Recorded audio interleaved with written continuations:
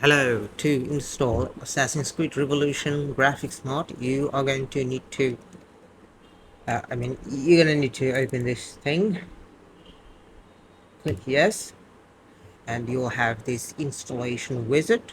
You'll click next, you'll click agree, and then you'll choose your game folder, which is here, games, Revolution, and just press install. And we're done.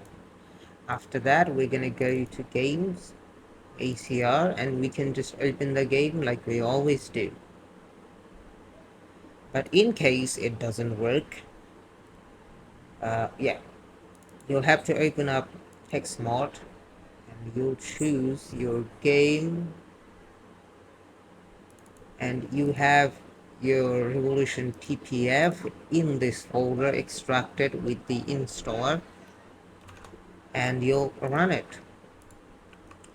But in case if Reshade isn't working, you can always open Reshade and just reinstall it here. Everything is already set up, but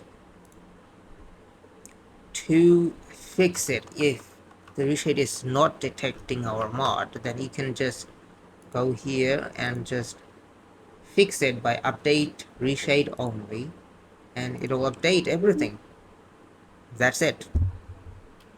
Now you can open the game and play it.